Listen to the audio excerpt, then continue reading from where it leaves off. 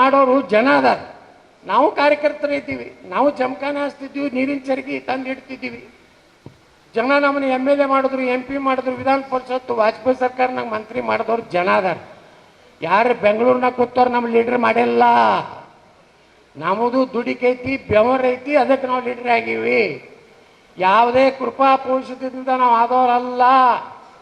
ರಮೇಶ್ ಜಾರಕಿಹೊಳಿ ಅವ್ರ ತಾಕತ್ ಮ್ಯಾಗನೇ ಆದವರು. ಬಾಗಲಕೋಟ್ನಿಂದ ಹೋಗಿ ಬೆಂಗಳೂರಿನಾಗ MLA ಆದವರು. ಸಿದ್ದೇಶಣ್ಣ ಅಂತರೂ ಇಡೀ ಜೀವನ ಅವ್ರ ತಂದೆಯವರಂತೂ ನನ್ನ ಜೋಡನೆ MP ಇದ್ರು. ದೇವ್ರಂಥ ಮನುಷ್ಯ ಸಿದ್ದೇಶ್ವರ. ನಾನು ನೋಡಿನ G. ಮಲ್ಲಿಕಾರ್ಜುನಪ್ಪನವ್ರು. ನಾವೆಲ್ಲ ಪಕ್ಷ ಕಟ್ಟಿವ್ರಿ. ತಾಗ್ಬಿಟ್ಟು ತೊಗ್ಬಿಟ್ಟು ಬಂದು ಸುಮ್ಮ ಹೊಸ ಡ್ರೆಸ್ ಹಾಕ್ಕೊಂಡು ಲಕ್ಕ ಹೊಳ್ಕೋತ ಪೌಡ್ರ್ ಹಚ್ಕೊಂಡು ಅಡ್ಡಾಡೋ ಮಕ್ಕಳು ಅಲ್ಲ. ನಾವು ಗ್ರೌಂಡ್ದಾಗ ಅದೀವಿ. ಬಂಗಾರಪ್ಪ ಸಾಹೇಬ್ರು ಹೆಂಗಿದ್ರು, ಇನ್ನಾಗ ನಮ್ಮ ಅರವಿಂದ್ ಅವ್ರು ಹೇಳಕತ್ತಿದ್ರು, ರಾಯಚೂರು ಜಿಲ್ಲೆದಾಗ ಬಂಗಾರಪ್ಪ ಸಾಹೇಬ್ರಂದ್ರೆ ಒಬ್ಬ ಹಂಗೆ ನಮ್ಮಂಗೆ ನಾವು ಹೆಂಗೆ ಅದೀವಲ್ಲ. ಈಗ ನಾವೆಲ್ಲ ಡೂಪ್ಲಿಕೇಟ್ ಬಂಗಾರಪ್ಪ ಇದ್ದದ್ದು ಯಾವ ಮಗನಿಗೂ ಅನಿಸೋದಿಲ್ಲ, ಯಾರಿಗೂ ಅಪ್ಪಾಜಿ ಅನ್ನೋದಿಲ್ಲ.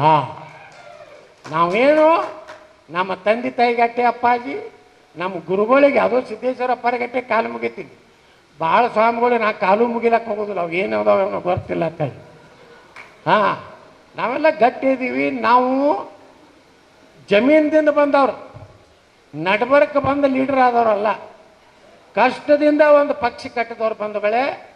ಅದಕ್ಕೆ ಯಾರು ನಾವು ಮಾಧ್ಯಮದಲ್ಲಿ ಹೇಳ್ತೀನಿ, ನಾವು ಬಂದಿದ್ದ ಉದ್ದೇಶ ಜನರ ಸಲುವಾಗಿ, ನಮ್ದು ಯಾರ ವಿರುದ್ಧನೂ ಇಲ್ಲ. ಅದಕ್ಕೆ ನಾವು ವಿನಂತಿ ಮಾಡ್ಕೋತೀನಿ ಬಂಧುಗಳೇ, ಈ ಹೋರಾಟ ಇದ್ದಕ್ಕೆ ನಿಲ್ಲಿಸೋದಿಲ್ಲ. ನಾವೆಲ್ಲ ನಿರ್ಣಯ ಮಾಡಿದ್ದೀವಿ, 2ನೇ ತಾರೀಕಿಗೆ ನಾವು ದಿಲ್ಲಿಗೆ ಹೋಗ್ತಾ ಇದ್ದೀವಿ. ನಾವೆಲ್ಲ ಕಮಿಟಿಯವ್ರು ಹೋಗಿ ಜಗದಾಂಬಿಕಾ ಪಾಲ್ ಅವ್ರೇನು ನಮ್ಗೆ ಹೇಳ್ಯಾರಲ್ಲ, ಇಡೀ ಕರ್ನಾಟಕದೊಂದು ರಿಪೋರ್ಟ್ ತೊಗೊಂಡು ಬರತ್ತೇನು ಹೇಳ್ಯಾರಲ್ಲ, ಆ ಎಲ್ಲ ರಿಪೋರ್ಟ್ ನಿಮ್ಮದು ಏನೇನು ಆಗ್ಯಾವಲ್ಲ ಇಲ್ಲಿ. ಪಾಪ ರೈಲ್ವೆ ಜಮೀನು ಹೋಗೈತಾರ ರೈತರದು 120 ಎಕರೆ. ಪರಿಹಾರ ಕೊಡುವಾಗ DC ಇದು ಲ್ಯಾಂಡ್ ಅಕ್ವಿಸಿಷನ್ ಆಫೀಸರ್ಗೆ ವಕಫದ CEO ಪತ್ರ ಬರೀತಾನೆ, ನಮಗೂ ಕೊಡ್ರಿ ಪರಿಹಾರ ಅಂತ. ಪಾಪ ರೈತರೇನು ಉರುಳು ಹಾಕೋಬೇಕಾ? ಇದ್ರೆ ಎಲ್ಲ ಇಂಥ ತಾಜಾ ಉದಾಹರಣೆ ಅದಾವು. ಇವತ್ತು ಇಲ್ಲಿ ರಾಯಚೂರಿಗೆ ಬಂದ ಮ್ಯಾಗ ಎಷ್ಟು ನಮಗೆ, ನಾವು ಇನ್ನೂ ನಾವು ಬರೇ ಎಲ್ಲರೂ ಬೆಂಗಳೂರಿನಾಗ ಕೂತು ಫ್ರೀಡಮ್ ಪಾರ್ಕ್ನಾಗ ಒಂದು ಸ್ಟ್ರೈಕ್ ಮಾಡಿ ಹಿಂಗೆ ಮಾಡಿದ್ರೆ ಆಗೋದಿಲ್ಲ. ಅದಕ್ಕೆ ನಾವು ಭೂಮಿಗೆ ಇಳಿದಿದ್ದೀವಿ, ಜಮೀನ್ದಾಗ ಇಳಿದು ನಾವು ಕೆಲಸ ಮಾಡ್ಲಿಕ್ಕೆ ನಮಗೂ ಗುರ್ತಾಗಬೇಕಲ್ಲ. ಅದಕ್ಕೆ ನಾವು ಬಂದಿದ್ದೀವಿ ಬಂಧುಗಳು. ಇಟ್ಟು ಅಭೂತಪೂರ್ವವಾದಂಥ ಒಂದು ಸಭೆ ಮಾಡಿ ನಿಮಗೆ ಸಾಕಷ್ಟು ದಿಗ್ಬಂಧನ ಹಾಕಿದ್ರು. ಹುಷಾರ್, ಯಾರು ಹೋದ್ರು ಹುಷಾರ್. ಜನಕ್ರಾಂತಿ ಮುಂದೆ ಯಾವ ಹುಷಾರು ಹಿಡಿದಿಲ್ಲ. ದೇಶದಾಗ ಒಮ್ಮೆ ಬದಲಾವಣೆ ಆಗೋ ಕಾಲ ಬತ್ತು, ರಾಜ್ಯದಾಗ ಬದಲಾವಣೆ ಆಗೋ ಕಾಲ ಬತ್ತಂದ್ರೆ ಜನ ಎದ್ದು ಬಿಟ್ರಂದ್ರೆ ಹೇಳ್ತಾರೆ. ನಿನ್ನೆ ಭಾರತೀನಗರ ಬೆಂಗಳೂರಿನಲ್ಲಿ ಒಂದು ಮೌಲ್ವಿಗಳು ಒಂದು ಸಭೆ ಮಾಡ್ಯಾರ. ನನಗೆ ಇವತ್ತು ಕ್ಲಿಪ್ಪಿಂಗ್ ಕಳಿಸಿದ್ರು. ಆ ಮೌಲ್ವಿ ಹೇಳ್ತಾನೆ, ಪರ್ಸನಲ್ ಲಾ ಬೋರ್ಡ್ ಮೌಲ್ವಿ, ಯಾರೇ ನಮ್ಮ ಜಮೀನು ನಮ್ಮ ವಕಫದ ಕಸ್ಕೊಂಡ್ರೆ ಇಡೀ ವಿಧಾನಸಭೆನೇ ಬಂದ್ ಮಾಡ್ತೀವಿ. ಎಲ್ಲರಲ್ಲಿ ದೇಶನಾಗ ಮೋದಿಯವ್ರು ಏನಾರೇ ವಕಫ್ ಕಾನೂನನ್ನು ಮಂಡನೆ ಮಾಡಿ ಪಾಸ್ ಮಾಡಿದ್ರೆ ಇಡೀ ಪಾರ್ಲಿಮೆಂಟನ್ನು ಆಕ್ರಮಣ ಮಾಡಿ ಅವ್ರನ್ನ ಹೊರಗೆ ಬಿಡಲಾರ್ದಂಗೆ ಮಾಡ್ತೀವಿ. ನೋಡ್ರಿ ಧಮ್ಕಿ. ಇದೇನು ಬಾಂಗ್ಲಾದೇಶ, ಇದೇನು ಪಾಕಿಸ್ತಾನ? ನಾವೇನು ಏನೂ ಇಲ್ಲಾರ್ದವ್ರ ತಿಳ್ಕೊಂಡ್ರಿ ಮಕ್ಕಳೇ. ನೀವು 5 ಲಕ್ಷ ಮಂದಿ ಬೆಂಗಳೂರಿನಾಗ ಕೂಡ್ರಿ, ನಾವೆಲ್ಲರೂ ಕೂಡಿ 25 ಲಕ್ಷ ಜನ ಕೂಡಿ ನಿಮ್ಗೆ ಒತ್ತು ಹೊರಗೆ ಹಾಕ್ತೀವಿ ವಿಧಾನಸೌಧದಿಂದ. ನಾವು ಎಚ್ಚರಿಕೆ ಕೊಡ್ತೀವಿ. ಬರ್ತೀರಿಲ್ಲ ನೀವು? ಎಲ್ಲರೂ ಬರಬೇಕು. ನಿಮಗೇನು ರೈಲ್ವೆ ಅದಾವ ಇಲ್ಲಿ, ಪುಕ್ಕಟ ಬರ್ರಿ ರೈಲ್ವೆದಾಗ. ನಾವೆಲ್ಲ ಪುಕ್ಕಟ ಅಡ್ಡಾಡ್ತಿದ್ವಿ ಮೊದಲ BJP ಹೋರಾಟಕ್ಕೆ. ಮುಂದೆ ನಾನೇ ರೈಲ್ವೆ ಮಂತ್ರಿ ಅದೇ, ನನ್ನ ಮ್ಯಾಗ ರೈಲ್ವೆ ಕೇಸ್ ಇತ್ತು, ನನ್ನ ಮ್ಯಾಗ ರೈಲ್ವೆ ಸುಟ್ಟು ಕೇಸ್ ಇತ್ತು ಅರವಿಂದರ. ಮುಂದೆ ನಾನೇ ಕೇಂದ್ರ ರೈಲ್ವೆ ಮಂತ್ರಿಯಾಗಿ ಈ ಡಬ್ಲಿಂಗ್ ಏನು ಮಾಡಿರಲ್ಲ ಎಲೆಕ್ಟ್ರಿಕ್ ಮಾಡಿ, ನಮ್ಮ ಕಾಲದಾಗನೇ ಅದಲ್ಲ. ನಾವು ರಾಯಚೂರಿಗೆ ಬಂದಿದ್ದೆ ಅವಾಗ. ಅದಕ್ಕೆ ನಾವು ಹೇಳ್ತಾ ಇದ್ದೀನಿ, ನಾವು ಒಂದು ಕರೆ ಕೊಟ್ಟಿವಂದ್ರೆ ಅವ್ರೇನಾರ ವಿಧಾನಸೌಧ ಬಂದ್ ಮಾಡ್ತೀವಿ, ಅವ್ರು ಹೆಂಗೆ ಹೋಗ್ತಾನೆ ಸಿದ್ದರಾಮಯ್ಯ ಅಂತ ಏನಾರ ಧಮಕಿ ಕೊಡ್ಲಕತ್ತಾರಲ್ಲ. ಪಾಪ ಸಿದ್ದರಾಮಯ್ಯ ಈ ಆರ್ಡ್ರಕ್ಕೆ ಯಾರು ವೇಸ್ಟ್ ಡಸ್ಟ್ಬಿನ್ದಾಗ ಬಿದ್ದೈತೆ ಅದು ಆರ್ಡ್ರು. ಅವ ಜಮೀರ್ ಅಹ್ಮದ್ ಖಾನ್ ಯಾರಿಗೂ ಕೇಳಲಾಗ್ಯಾನವ.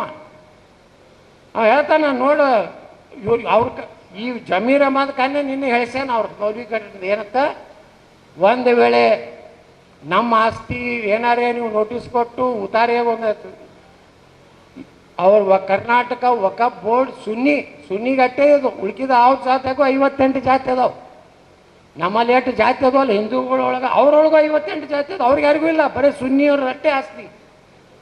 ಅದಕ್ಕೆ ನಾ ಹೇಳ್ತಾ ಇದ್ದೀನಿ, ಅವ್ರೇನಾರೇ ವಿಧಾನಸೌಧ ಬುತ್ತಿಗೆ ಹಾಕಿ ಬಂದ್ ಮಾಡ್ತೀವಿ, ಒಳಗಿದ್ದವ್ರನ್ನ ಹೊರಗೆ ಬಿಡೋದಿಲ್ಲ ಏನಾರ ಅಂದ್ರೆ ನಾವು 25 ಲಕ್ಷ ಮಂದಿ ಹೋಗ್ತೀವಿ, ಅವ್ರನ್ನ ಒದ್ದು ಹೊರಗೆ ಹಾಕಿ ನಾವೆಲ್ಲ ಈಗಾಗಲೇ ಹೇಳಿದ್ರಲ್ಲ ನಮ್ಮ ರಮೇಶ್ ಜಾರಕಿಹೊಳಿ ಇಲ್ಲಿ MP ಹೋಗಿ ಕೇಳ್ರಿ ನೀವು ಕುಮಾರ್ ನಾಯಕರಿಗೆ ಏನಂತೇಳಿ, ಮೋದಿಯವರು ಒಂದು ಒಳ್ಳೆ ಬಿಲ್ ತರ್ಲಕತ್ತಾರಪ್ಪ, ನಮ್ಮ ರೈತರ ಹಿತದೃಷ್ಟಿಯಿಂದ ಮಠ ಮಂದಿರಗಳ ದೃಷ್ಟಿಯಿಂದ ಮತ್ತು ದೇಶದ ಆಸ್ತಿ ಸಲುವಾಗಿ ಅವ್ರು ತರ್ಲಾಕತ್ತಾರ, ಅದಕ್ಕೆ ವಿರೋಧ ಮಾಡಬೇಡ.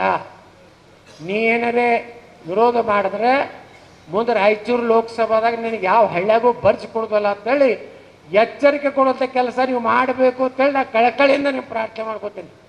ಜನಶಕ್ತಿ ಮುಂದೆ ಶ್ರೀಲಂಕಾದಾಗ ಏನಾಯ್ತು, ರಾಷ್ಟ್ರಪತಿ ಮನೆ ಕಲಾಸ ಮಾಡಿಬಿಟ್ಟು. ಬಾಂಗ್ಲಾದಾಗ ಏನಾಯ್ತು, ಪ್ರಧಾನಮಂತ್ರಿನೇ ಓಡಿ ಬಂದು ನಮ್ಮ ದೇಶನಾಗ ಕೂತಾರೆ, ಒಬ್ಬರೇನು ಮಾತಾಡ್ತಾರೆ, ಪಾಪ ಇಲ್ಲೇ ಅದಾಳೆ ಹೆಣ್ಮಗಳಕ್ಕೆ. ಹಂಗೆ ಈ MP ಗೂ ಹೇಳ್ರಿ, ಕಾಂಗ್ರೆಸ್ MP ಗಳು ಎಲ್ಲೆಲ್ಲಿ ಅದಾರಲ್ಲ ಅವ್ರಿಗೆ ಇಟ್ಟೇ ಎಚ್ಚರಿಕೆ ಕೊಡ್ರಿ. ನೀವೇ ರೈತ ಸಂಘದಿಂದ ಕೊಡ್ರಿ, ನಿಮ್ಮದೇ ಒಂದು ಹೋರಾಟ ಮಾಡ್ಕೊಂಡು ಕೊಡ್ರಿ. ಒಂದು ವೇಳೆ ಈಗೇನು ಬಿಲ್ ಇಂಟ್ರೊಡ್ಯೂಸ್ ಆಗೈತೆ ಪಾರ್ಲಿಮೆಂಟ್ನಲ್ಲಿ, ಅದಕ್ಕೆ ವಿರೋಧ ಮಾಡಿದೆ ಅಂದ್ರೆ ಮುಂದೆ ರಾಯಚೂರಿಗೆ ಬಳಗಾಕ ಬಾಗಿಲು ಬಂದ್ ಅಂತ ಹೇಳಿ ನೀವು ಕೊಡ್ರಿ. ಅಂದಾಗ ಮಾತ್ರ ನಿಮ್ಮ ಭಯದಿಂದ ರಾಹುಲ್ ಗಾಂಧಿ ಬೇಕಾದ ಹೇಳ್ತಾನೆ, ಅದಕ್ಕೆ ಕೇಳೋದಿಲ್ಲ. ಮತದಾರ ಯಾರು, ಅವು MP ಆಗ್ಲಿಕ್ಕೆ ಕಾರಣ ಯಾರು? ನೀವಿಲ್ಲೋ ಏನು ಮಾತಾಡಲಾಗಿರಲಿ, ಎಲ್ಲ ಗಪ್ಪೆ ಕೂತಿರಲ್ಲ, ಮಾಡ್ತೀರ ಪ್ರತಿಭಟನೆ ಮಾಡ್ತಿರೋ MP ಗಳ ವಿರುದ್ಧ ಮಾಡ್ರಿ ಬಂಧುಗಳೇ. ಇದು ಒಬ್ಬರದಲ್ಲ, ನೀವು ಯಾರು ತಿಳ್ಕೊಂಡಿರ್ಬೇಕು. ನಾವು ಭಾಳ ಶ್ರೀಮಂತರಿದ್ದೀವಿ, ಭಾಳ ಚಂದ ಮನೆ ಕಟ್ಟಿವ್ರಿ. ನಿನ್ನೆ ಕಲಬುರಗಿಯಾಗ ಒಂದು ಪೂಜಾ ಕಾಲನಿ ಅಂತ ಐತಿ, 200 ಮನೆ ಆಗ್ಯಾವ, ಲೇಔಟ್ ಆಗೈತಿ, NA ಆಗೈತಿ, ಈಗೆಲ್ಲ CC ರೋಡ್ ಆಗೈತಿ, ಎಲ್ಲ ಆಗಿ ಈಗ ಅದನ್ನು ವಕಫ್ ಮಾಡ್ಯಾರ. ನಾಳೆ ಅವ್ರು ಬಹುಮತ ಆಯ್ತು ತಿಳ್ಕೊರಿ, 35-40% ಆದ್ರೆ ತಿಳ್ಕೊರಿ, ನೀವೆಲ್ಲ ದೊಡ್ಡ ಮನೆ ಕಟ್ಟಿ ದೊಡ್ಡ ದೊಡ್ಡ TV ಹಾಕ್ಕೊಂಡು ದೊಡ್ಡ ದೊಡ್ಡ ಕಾರ್ ಇಟ್ಕೊಂಡು ಕೂತಿರಲ್ಲ, ನಿಮ್ಮನ್ನೆಲ್ಲ ಒದ್ದು ಹೊರಗೆ ಹಾಕಿ ಅವ್ರು ಒಳಗೆ ಕೊಟ್ಟಿರ್ತಾರೆ, ನೀವು ಇದ್ರೆ ಗುಡಿಸಲ್ಲ ಕೊಟ್ಟಿರ್ಬೇಕಾಗ್ತದೆ. ಅದಕ್ಕೆ ಎಲ್ಲ ಜನರು ಒಂದಾಗಬೇಕು, ಈ ಹೋರಾಟ ಯಶಸ್ವಿಗೊಳಿಸ್ಬೇಕು. ನಾವೇನು ಇವತ್ತು ಬಂದೀವಿ, ಇವತ್ತು 3ನೇ ದಿವಸದ ಕೊನೆಯ ರಾಯಚೂರು ಕಾರ್ಯಕ್ರಮ. ಮುಂದೆ ನಾವು 30ನೇ ತಾರೀಕಿಗೆ ಬಾಗಲಕೋಟೆ ಜಿಲ್ಲೆ ಬೆಳಗಾವಿಯಲ್ಲಿ ಒಂದು ದೊಡ್ಡ ಸಮಾವೇಶ ಮಾಡ್ತಾ ಇದ್ದೀವಿ. ಅವತ್ತೇ ರಾತ್ರಿ ನಾವು ದಿಲ್ಲಿಗೆ ಹೋಗ್ತಾ ಇದ್ದೀವಿ. ಈ ರೀತಿ ಒಂದು ಕಾರ್ಯಕ್ರಮ ಹಾಕೊಂಡು ಬಂದಿದ್ದೀವಿ. ಇಷ್ಟೊಂದು ಸಂಖ್ಯೆಯಲ್ಲಿ ನಮ್ಮ BV ನಾಯಕರ ಒಂದು ನೇತೃತ್ವದಲ್ಲಿ ಏನು ಮಾಡೋದು, BV ನಾಯಕರಿಗೆ ಏನಾದ್ರು MP ಟಿಕೆಟ್ ಕೊಟ್ಟಿದ್ರೆ ನಾನೇ ಇಲ್ಲಿ ಬಂದಿದ್ದೆ. 2 ಲಕ್ಷ ಲೀಡ್ಲಿ ಯಾರು ಬರ್ಸ್ಬಿಡ್ತೀರಿ, 2 ಲಕ್ಷ ಲೀಡ್ಲಿ 3 ಲಕ್ಷ 3 ಲಕ್ಷ ಸವಾಲ್ 3 1 2 3 3 ಲಕ್ಷ ಹೆಂಗೆ ಆಟ ಆಡ್ಯಾರೋ ಗುರ್ತೈತಲ್ಲ ನಿಮ್ಗೆ.